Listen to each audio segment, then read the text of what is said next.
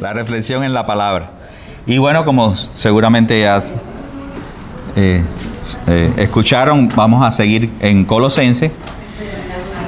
Este pasaje que vamos a estar viendo hoy apenas tiene 3 versículos, pero no por eso tiene mucho contenido. Y por eso es que lo creí necesario separarlo ahí. Entonces vamos a estar intentando sacar por lo menos algo de lo que ese pasaje tiene. Quizás no todo, pero sí algo. Pero este pasaje es necesario verlo a la luz del que vimos anteriormente, y les animo a que lean también lo que continúa, porque el pasaje que veremos la semana siguiente también está, los 3 están conectados en una sola unidad. Y adelantándoles que el versículo 10 probablemente sea el versículo más importante de la carta de los Colosenses, y seguramente también es uno de los versículos más importantes de las Escrituras. Y por eso le decía que apenas sacaremos algo de todo, la profundidad y la riqueza que ese pasaje tiene para nosotros. Hoy estaremos viendo, y lo quise poner como en forma de pregunta: ¿tus creencias básicas son ideas humanas o son la verdad acerca de Cristo? Porque al final, cuando escuchamos la palabra de Dios nos ha sido dada para que produzca un efecto en nosotros, una respuesta a su palabra. Y en este caso, esa respuesta tiene que ver con confrontar nuestras ideas, nuestras creencias básicas. Cada uno de nosotros tiene una interpretación de la realidad, de todas las cosas. Nosotros, desde que nacemos y vamos siendo conscientes del mundo, Dios nos va usando a nuestros padres para enseñarnos a entender el mundo donde hemos nacido. Pero la realidad es que cada uno de nosotros tiene una mezcla de verdad y de mentira. Ninguna sociedad se puede sostener en el tiempo solo con la mentira. Hay muchas cosas que por la misericordia de Dios, cualquier sociedad, por muy lejos que esté de Dios, tiene claro acerca de la verdad, pero muy limitada.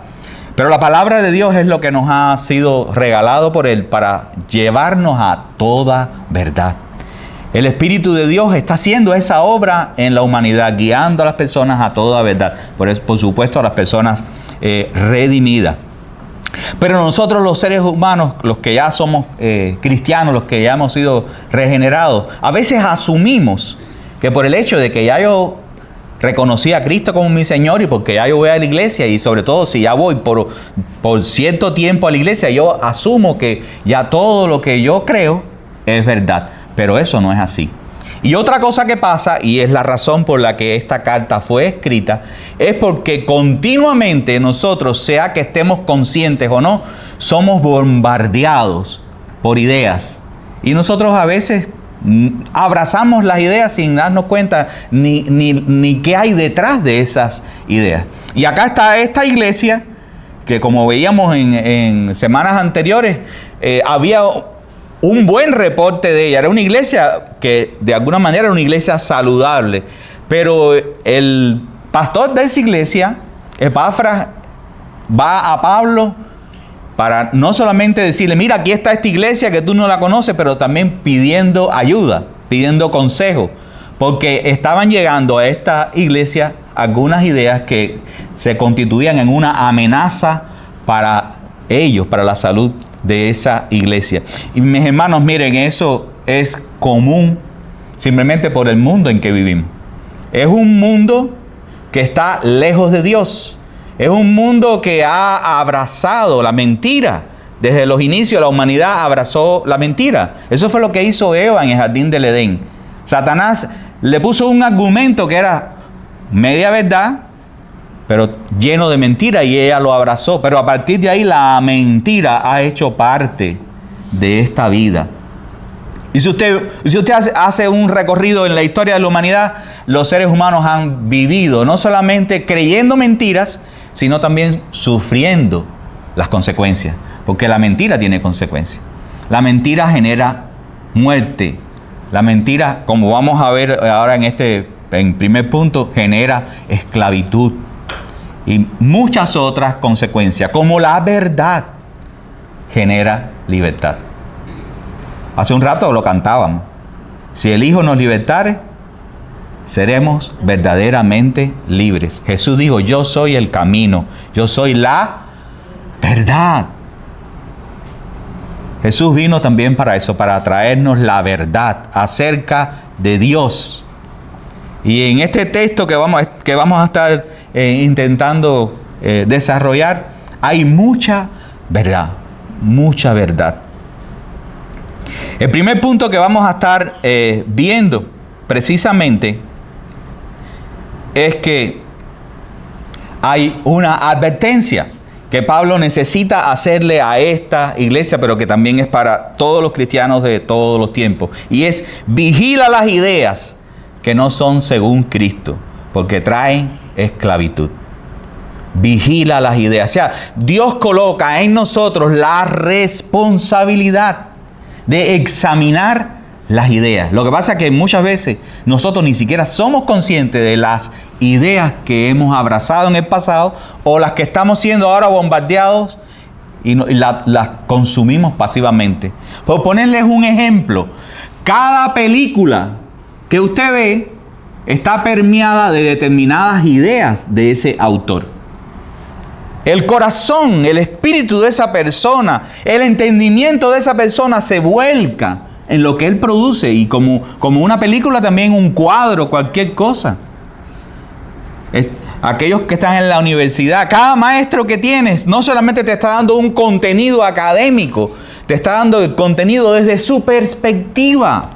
O sea, hay muchas ideas subyacentes que nos están siendo comunicadas todo el tiempo y nosotros simplemente las abrazamos porque no hemos desarrollado lo que en la semana pasada estábamos viendo, que se llama discernimiento. Hace unas semanas atrás, en uno de los miércoles, hablábamos del discernimiento como un don del Espíritu. Pero el discernimiento no solamente es algo que puede el Espíritu de Dios suministrarnos, eventualmente en forma de don para una situación dada. El discernimiento también es una cualidad que el cristiano necesita desarrollar. Y la única manera de nosotros desarrollar discernimiento es nosotros crecer en el entendimiento de la verdad. No hay otra manera. Es crecer, tener una mente madura, y eso es lo que Pablo, desde la semana pasada veíamos que Pablo está enfatizándole a ellos. Ustedes han sido alcanzados por Cristo, ustedes ya están en Cristo, ahora crezcan, maduren en Cristo, profundicen en Cristo, echen raíces en Cristo. Y una de las cosas para que eso suceda es que tienen que desarrollar discernimiento. No seamos ingenuos en que estamos en un mundo neutral, porque eso es la primera mentira. Continuamente estamos siendo bombardeados por la mentira. Y no es para ponerse paranoico ni temeroso, sino para ser conscientes de la realidad. Y nosotros ser intencionales. En el caso de las ideas que estamos hablando aquí, principalmente son las ideas que son los fundamentos de las cosas. En el lenguaje de la ciencia, eso se llama cosmovisión. Las ideas básicas acerca de la vida. Por ejemplo, las ideas básicas acerca de Dios. ¿Quién es Dios? Todos los seres humanos tienen esa pregunta. ¿Existe Dios? Si existe Dios, ¿quién es? ¿Cómo es? Y los seres humanos damos nuestras respuestas. Pero hasta la persona que a veces está en la iglesia, no eso necesariamente garantiza que tenga las respuestas correctas. Por eso, y esa es la buena noticia, por eso tenemos la palabra de Dios, para que vaya corrigiendo nuestros errores, las ideas distorsionadas, y nosotros podamos ser cimentados en la verdad. Este primer versículo donde se hace esta advertencia, dice Pablo en versículo 8, dice: miren. ¿Qué cosa es miren? Presta atención, tómate esto en serio, esto es importante. Está haciendo como un llamado de atención. Miren que nadie los haga cautivos. Fíjense, si usted va al versículo 4, que ya lo vimos la semana pasada, ya había una primera advertencia. Pero ahora aquí la está llevando más lejos. Porque aquí está diciendo que hay una implicación en la mentira. La mentira te puede hacer caer en esclavitud. Y yo no sé si ahora mismo tú tienes en tu mente alguna cosa que hayas creído en algún momento de tu vida que era mentira y que te trajo alguna forma de esclavitud. Pero la lista es interminable de las cosas que en el mundo se están vendiendo para que nosotros las abracemos, pero que al final nos traen esclavitud. La mentira siempre va a traer esclavitud. Esa es la realidad. Pero acá se apunta a algunas mentiras en específico. Y dice, por medio de filosofía y vanas sutilezas. Ahora, Pablo no está diciendo que la filosofía es algo malo. Pablo no está pretendiendo que nosotros los cristianos seamos gente ignorante. Eso no es la intención. Y lamentablemente hay algunas iglesias donde se ha exaltado la ignorancia, como si fuera hasta sinónimo de espiritualidad. Pero esa no es la intención de Pablo. No es que la filosofía en sí sea mala. De hecho, la palabra filosofía lo que habla es de alguien que ama el conocer. Y eso es algo que Dios ha puesto en el corazón humano, el amar, entender las cosas, entender este mundo. Eso es bueno. El problema es cuando la filosofía está originada solo en los razonamientos humanos. Yo no sé si usted está al tanto de esto, pero hasta hace unos pocos siglos la filosofía y la teología estaban unidas. Era una sola ciencia. Hoy en día no. Hoy en día, como el mundo se ha secularizado, pues entonces llegas a la universidad y vas a tener las dos opciones: o estudias filosofía o estudias teología. Y hasta incluso, peor todavía, si vas a estudiar filosofía es en la universidad, y si vas a estudiar teología, sacaron a la teología de la universidad en muchos casos y tienes que estudiar en un seminario. Pero eso no estaba así, toda la vida eso estuvo unido, porque están relacionados. Porque dentro de todo el conocimiento al que tú puedes aspirar, la esfera de conocimiento más importante es acerca de la persona de Dios. Y de eso se trata este pasaje también. Tú puedes pretender conocer acerca de cualquier cosa, pero si estás excluyendo a Dios y no estás empezando por Dios, ese conocimiento te va a ir por el camino equivocado. Y eso es lo que ha pasado hoy en día en las universidades con la filosofía, porque se estudia el razonamiento humano dejando a Dios fuera. Pero eso no es nuevo. Desde aquel entonces, de la época de los filósofos griegos, eso era ya una realidad. Cada vez que nosotros los seres humanos estamos intentando razonar sin Dios, sin tener a Dios en cuenta, y cuando digo sin tener a Dios en cuenta, no solamente el tener una creencia básica de que Él existe, sino como nosotros los cristianos sabemos que no solamente Dios existe, sino que Dios también ha hablado. O sea, tenemos su palabra. Si yo tengo la palabra de Dios, lo que Dios ha dicho, yo necesito tener el marco de referencia, porque la palabra de Dios me va a decir lo que Dios dice acerca de todas las cosas. La Biblia no solamente habla de la salvación, la Biblia habla de todas las cosas, empezando por el tema más importante que lo decíamos hace un momento, el tema Dios. ¿Necesitas conocer a Dios? Sí, necesitas conocer a Dios. ¿Puedes conocer a Dios? Sí, puedes conocer a Dios. ¿Cómo vas a conocer a Dios? Por su palabra. Dios nos ha dado su palabra, pero no solamente, como vamos a ver un poquito más adelante, no solamente su palabra.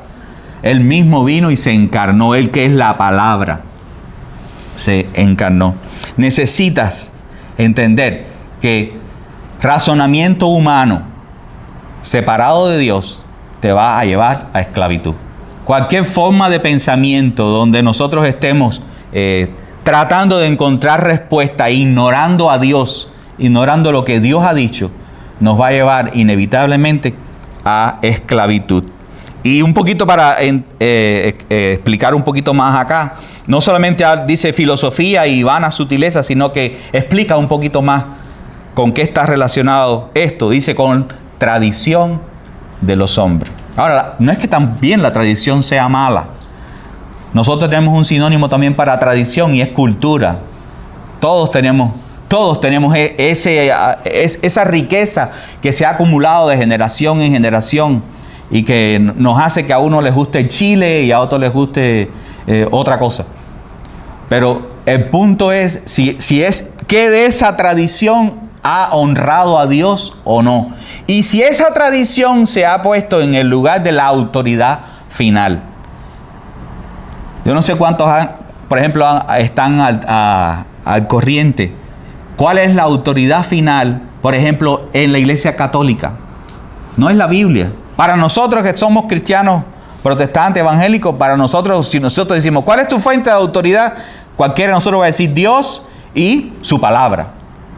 Pero si estás en una iglesia católica, esa no es tu razonamiento. Si estás en la iglesia católica, vas a decir la tradición, la iglesia. Y después, allá de último, la palabra de Dios. Pero vas a poner primero tradición. Y la iglesia, sí, dentro de la iglesia, el Papa como la figura de la máxima autoridad. Pero ¿de dónde salió eso? Salió de sus ideas de cómo son las cosas. La tradición nunca debe ocupar el lugar de Dios. Otra cosa que los seres humanos hacen que nos lleva a esclavitud, dice aquí, conforme a los principios elementales del mundo. ¿Qué cosas son los principios elementales? Esto es una frase que tiene más de una interpretación, pero en el contexto, y en otra versión, si tiene la Reina Valera, va a decir los rudimentos. Son como las primeras cosas. En el contexto, aquí cuando está hablando de la tradición, dice de los hombres. Y entonces, principios elementales lo conecta con el mundo. Pero el mundo también tiene diferentes formas de cómo se puede entender, cómo se puede traducir. Mundo, en un sentido muy básico, es el mundo que Dios creó, el planeta que Dios creó, el universo que Dios creó. Ese es el orden físico natural que Dios creó. Pero en un contexto diferente, mundo es el sistema de creencia y el sistema en que existe esta humanidad en este momento. El mundo sin Dios no está refiriéndose a el planeta, está refiriéndose a nosotros que nos hemos organizado en un sistema que ha dejado afuera a Dios y nosotros estamos viviendo en este orden que nosotros mismos nos hemos inventado. En ese sentido es que está acá el mundo, no el planeta. En aquella época, los griegos hacían una separación, y eso venía desde Platón, una separación entre el mundo físico y el mundo espiritual. Ellos decían, el mundo físico es bueno y el mundo espiritual es bueno y el mundo físico es algo intrínsecamente malo. Y eso es una creencia que después terminó siendo, lo que el otro día hablábamos eso, en una corriente que se llama gnosticismo. Y ya desde aquí Pablo está corrigiendo eso. Pero mundo no solamente está apelando al mundo físico, está apelando también a todo ese entramado que el ser humano ha terminado organizando para vivir de espaldas a Dios. En otras palabras, filosofía humana tiene que ver, en primer lugar, con la tradición, con las cosas que los hombres acostumbran a hacer y pasa de generación en generación. Nosotros toda la vida hemos hecho esto, nosotros por generaciones hemos hecho esto. Les voy a poner un ejemplo, y no sé si en cada uno de sus países eso es así. En Cuba, yo recuerdo mi abuelito me dijo, no, porque yo cuando me enamoré me llevé a tu abuela, a la que fue mi esposa, me la llevé. No sé si en tu país funcionaba así, pero en Cuba funcionaba así. Te gustaba una mujer y te la llevaba. Y después los padres y los hermanos te querían hasta matar. Y a lo mejor después por el camino te soportaban. Esa era la costumbre. Y eso pasaba de generación en generación. A menos que alguien un día dijera, no, espérate, yo quiero casarme. Hoy en día a lo mejor no se va a usar ese término en la sociedad ahora moderna, no, a lo mejor eso suena, no, esto qué cosa es, pero al final tenemos otra que es unión libre, pero que sí es lo mismo. Simplemente estamos dando la vuelta por la izquierda y saliéndonos del orden en que Dios planeó la familia, que es el matrimonio. En Cuba, por ejemplo, con la influencia del comunismo, que es una de las filosofías, porque una de las cosas que pasa con la filosofía es que lo terminamos imponiendo como una ideología. Y una de las formas que usted tiene para identificar una ideología es ver si en la manera en que se define y se presenta y se defiende, le ponen al final ismo. En el caso de nosotros hemos sufrido por décadas el comunismo. ¿Entiendes? Es una idea humanista llevada hasta el extremo donde el hombre es su propio redentor. Y entonces lo que nosotros decimos es lo que es. Y una de las cosas dentro del comunismo que nosotros recibimos desde que éramos unos niños es el feminismo, que ahora aquí lamentablemente también está de moda. Pero desde que nosotros éramos unos niños, una de las cosas que nos decían en el comunismo, en el feminismo, es la liberación de la mujer. No sé si ustedes escucharon esa frase en algún momento, y si no sé si aquí si la han estado usando. La liberación de la mujer. ¿Qué cosa era la liberación de la mujer? Que la mujer era una esclava de la casa, y lamentablemente en muchos lugares vive como una esclava porque no se le honra. Por eso ahorita queríamos honrar a las mamás, porque aunque sea un día al año hay que dar gracias porque tenemos una mujer en casa que ha sido mamá. Pero la liberación de la mujer era: no te cases, deja a tu marido, hazte de una profesión y tú sola vas a ser capaz y suficiente. Bueno, en el caso de Cuba, que ya lleva el comunismo 67 años, lo que hemos tenido por 3 generaciones son madres solteras, dejadas de sus maridos, teniendo que trabajar ella sola en la casa, en el trabajo, y después criar a sus hijos solos. Y un montón de jóvenes creciendo con problemas hasta de identidad en su sexo, pero muchas de las cosas porque no ha estado papá ahí, porque no había un hogar, porque no había un matrimonio estable que era un modelo. O sea, toda mentira tiene consecuencias. Y una de las consecuencias va a ser esclavitud. Y por extensión, muerte. Mis hermanos, nosotros tenemos que pedirle al Señor: Señor, dame entendimiento. Y eso es algo que Pablo, desde el primer versículo que estamos leyendo, los primeros versículos, Pablo estaba orando por ellos para que ellos crecieran en entendimiento. Una de nuestras oraciones debe ser: Señor, ayúdame a crecer en entendimiento. No solo de quién tú eres, que es lo más importante, sino también entendimiento de todas las cosas. Ayúdame a conocer la verdad. Pero la mentira que estaban experimentando ellos es que había como otra manera para conocer la verdad y tener un conocimiento especial. Hoy en día eso uno lo ve en cualquier iglesia, una persona que se las está dando de que él es el escogido, el profeta, el que tiene la última revelación, el que un ángel le dijo no sé qué cosa. Y la realidad que la palabra de Dios nos enseña es que hay una sola persona que tiene la verdad, y ese es Cristo. Y es lo que va a estar viendo la segunda parte de este pasaje. Pero eso de principios elementales tiene que ver con los rudimentos, con las primeras cosas, con las cosas más básicas. Las cosas más básicas. Pero fíjese cómo termina ese versículo: y no según Cristo. Si nosotros sacamos a Cristo de la ecuación, estamos en peligro de terminar en cualquier error. Cristo es la persona que te puede guiar a toda verdad. Entender quién es Él. Entender lo que Él ha hecho por ti. Y quizás enseguida me digas, pero Alejandro, yo sé quién es Él y yo sé lo que Él hizo por mí.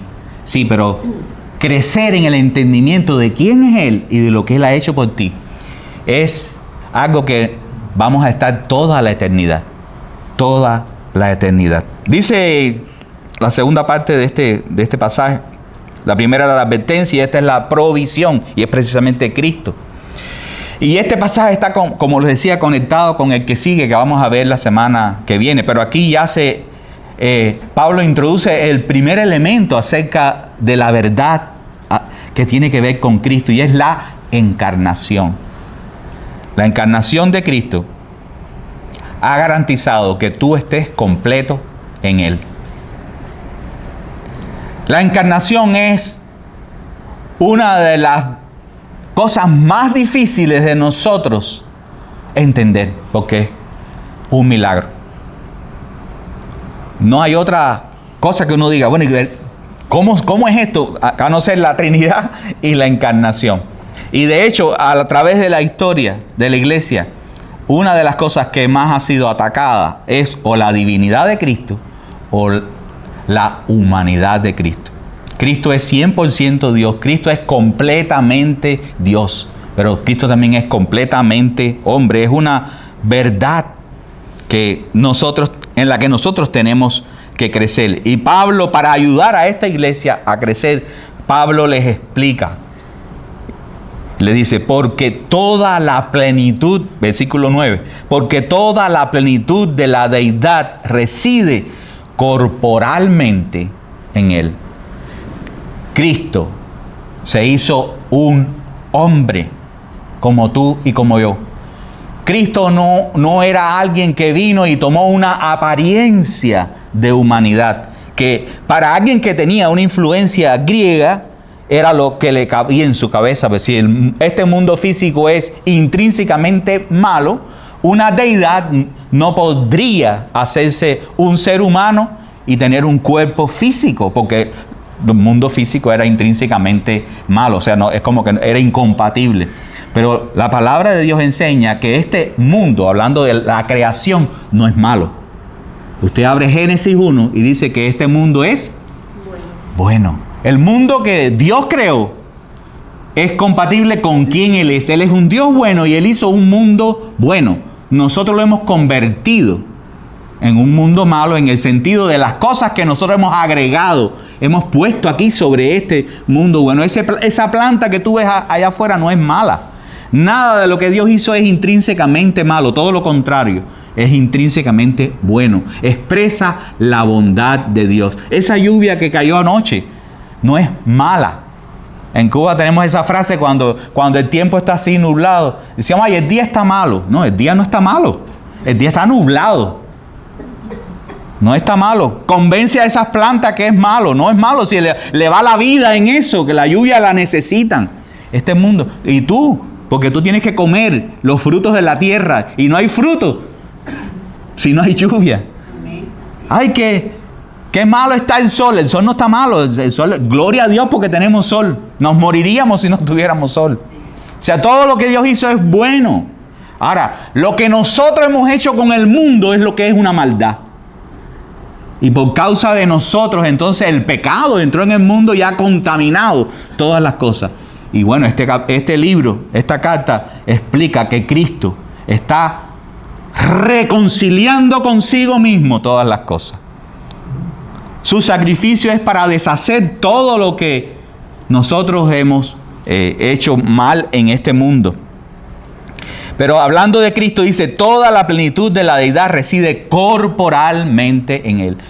Cristo es Dios que se hizo hombre. Y eso tiene muchas implicaciones para nosotros. Y la inmediata que Pablo coloca ahí, dice, y ustedes han sido hechos completos en Él. Y ahora cuando uno lee en las versiones nuestras en español, nos pasamos por alto un detalle. Y es que la palabra que arriba dice plenitud es la que después abajo, aunque está conjugada diferente, pero es la misma raíz, nos dice que nosotros estamos completos en Él. entendiéramos un poquito mejor si nosotros pusiéramos la misma palabra arriba y abajo en nuestro propio idioma. En Cristo está la plenitud de Dios, pero en nosotros está la plenitud de Cristo. Una palabra que le he escuchado a más de una ocasión, una palabra que por supuesto es una palabra que no existe, es completitud. Y es por esta diferencia de plenitud abajo y completo abajo. La completitud de Dios está en Cristo corporalmente y la completitud tuya está en Cristo. No te falta nada. Estás completo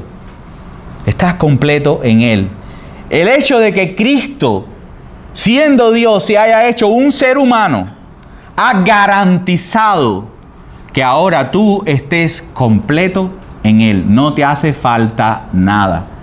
Cada vez que venga alguien y te dice, mira, tienes que aprender hebreo. Aquí estamos tratando de ir al original. Tú puedes ir al original sin aprender griego y hebreo, intentando profundizar un poco más, gracias a Dios que están los diccionarios y los comentarios y todo eso. Pero a cada rato alguien se aparece, lo mismo en las redes sociales, que a lo mejor en la puerta de tu casa y te dice, mira, yo voy a ayudarte a este estudio, yo voy a enseñarte esto porque te falta esto. Sin esto está ocupando el lugar de Cristo. Porque Cristo dice que en Él tú estás completo. Tú no necesitas de nada más. Cuando escuchas a alguien que te dice, no, porque tú tienes que orar más, tienes que leer más la Biblia, y por favor, ora más y lee más la Biblia. Pero no porque te falta algo, sino porque estás completo en Él y porque necesitas buscarlo a Él. Pero no como si eso quisiera es lo que entonces te va a completar. No hay nada que te pueda completar que no sea Cristo. No, porque me falta esto. Ahí está Cristo para darte eso y mucho más hasta de lo que no estás consciente. En el caso de ellos, a ellos estaban llegando falsos maestros, estaban llegando personas que les estaban diciendo, mira, además de Cristo te hace falta esto o otro. Y Pablo ya está como poniendo el dedo en la llaga, como anticipando, diciendo, mira, en Cristo ustedes están completos. En la persona de Cristo, en quién Él es y en lo que Él ha hecho por ustedes, ustedes ya están completos. Asegúrate de más bien estar profundizando en Él, en tu relación con Él. Lo que te falta es más comunión con Cristo. Lo que te falta es crecer más en Él, no agregar más nada. No puedes agregar más nada. No hay nada que necesites ni que pueda ser agregado. Ustedes han sido hechos completos en Él. Y da esa otra conclusión, que es la cabeza sobre todo poder y autoridad. ¿Por qué también da esto? Y después muchas de estas cosas se van a ir desarrollando en la carta. Porque una de las cosas que ellos estaban buscando eran otras autoridades en términos espirituales, especialmente ángeles. Orando a los ángeles, adorando a los ángeles. Yo dice, bueno, Alejandro, bueno, a mí no se me ocurriría eso. Pero hoy en día a lo mejor no adoras a un ángel, pero terminas adorando a un predicador. Por favor, no me adores ni a mí ni a ningún otro. Que ninguno sea el santo de tu devoción, sino Cristo. Tú necesitas a Cristo. Tú necesitas una relación personal con Él. Tú necesitas crecer en el entendimiento de quién es Él y lo que Él ha hecho por ti. Y con eso es suficiente. Amén. Con eso es suficiente.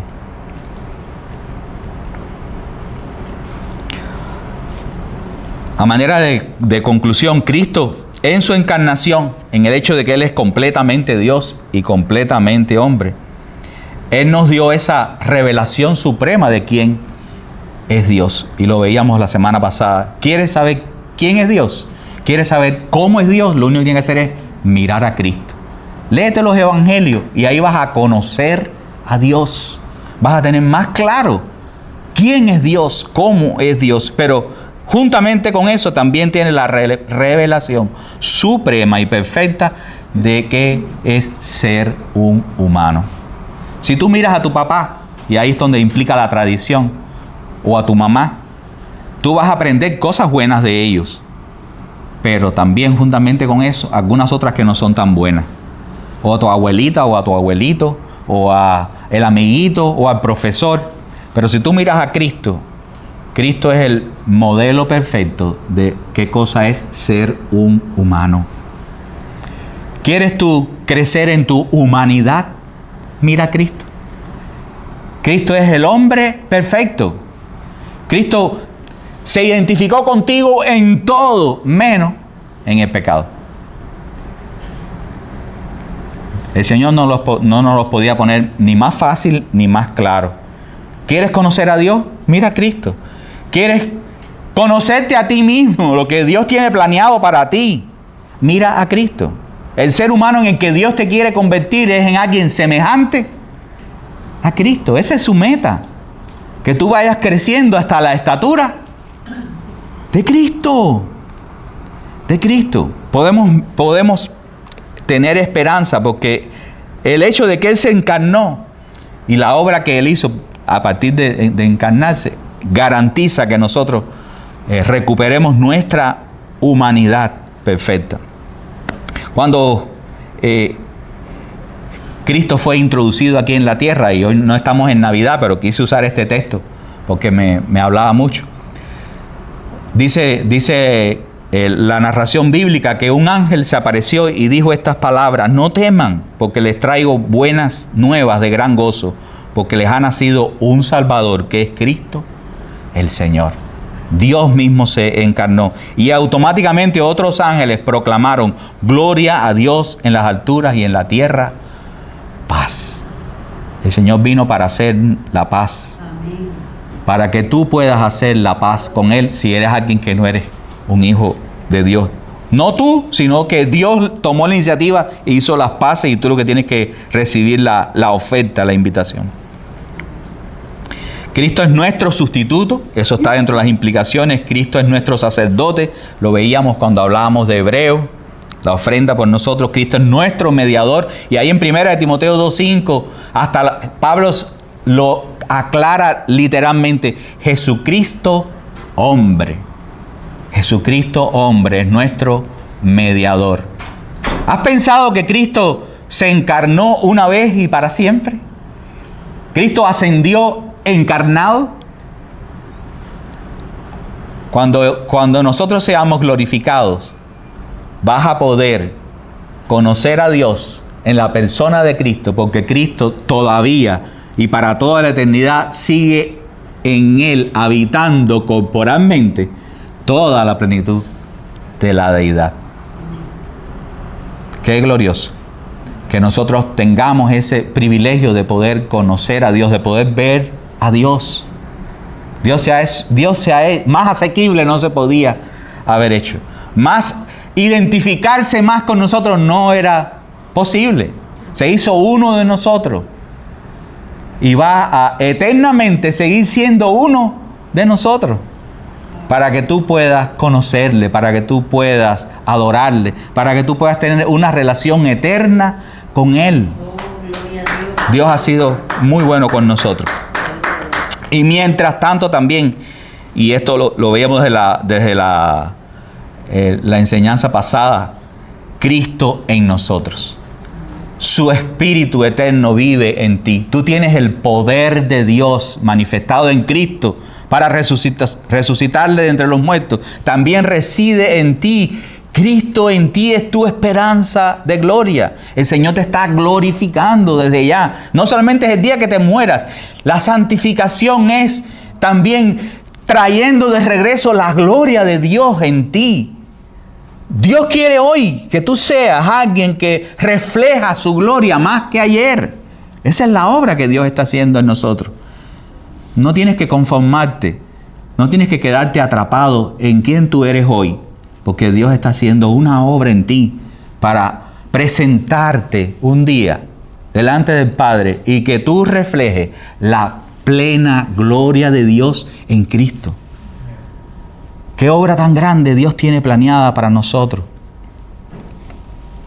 ¿Qué tal si oramos y le damos gracias por su encarnación, por Él hacerse un ser humano y obrar esa eterna redención que vamos a ver más adelante con un poco más de detalle. Pido que inclines tu rostro por un momento y le des gracias a Dios. Y abrace esta verdad de que Cristo se ha encarnado. Padre, gracias, Señor. Es algo que nosotros no logramos entender con profundidad. El hecho de que tú, siendo Dios, hayas descendido aquí en medio nuestro y hayas tomado un cuerpo y te hayas hecho un ser humano como nosotros, Señor. Nosotros lo escuchamos, lo leemos, pero no cabe en nuestra mente, Señor, que el Dios de gloria, el Señor de los cielos, aquel que los cielos de los cielos no lo pueden contener, habita en un cuerpo humano. Y viniste para mostrarnos al Padre. Viniste también para mostrarnos qué cosa es ser humano. Porque nosotros habíamos perdido de vista tu gloria. Nosotros habíamos perdido hasta nuestra humanidad, Señor. El haber sido creados a tu imagen y semejanza, Señor. Qué obra tan gloriosa tú estás haciendo y nosotros no somos plenamente conscientes. Te ruego que tú nos ayudes, Señor, a crecer en el entendimiento de quién tú eres y a no dejarnos arrastrar ni engañar por ninguna filosofía de hombre, Señor. Por las ideas que los seres humanos se les ocurre, Señor, sin ti, alejadas de ti, dándote la espalda a ti, ignorándote a ti, que eres la fuente de todo conocimiento, Señor. La fuente de toda verdad. Tú eres la verdad encarnada. Te rogamos, Señor, que nos concedas conocer quién tú eres todavía más, Señor. Abrazar tu divinidad, pero abrazar también tu humanidad. Y abrazar que en ti estamos completos, Señor. Que no caminemos por este mundo buscando otra cosa para completarnos, porque en ti ya estamos completos, Señor. Estamos plenos en ti. Te ruego, Señor, si hay alguien entre nosotros que no te conoce, alguien que todavía, Señor, no te ha recibido como su Señor suficiente, que tú en esta tarde también tú te le reveles y tú le hagas entender, Señor, que tú eres todo lo que Él necesita. Padre, en el nombre de Jesús, también te ruego que tú nos ayudes a nosotros como iglesia a poder seguir proclamando a este mundo a nuestro alrededor que tú eres el Señor, que tú eres todo lo que ellos necesitan. Gracias, sobre gracias te damos, Padre, por la obra tan grande que tú has hecho a favor de nosotros, Señor. En el nombre de Jesús, Señor, oramos y te damos gracias. Amén y amén. Amén.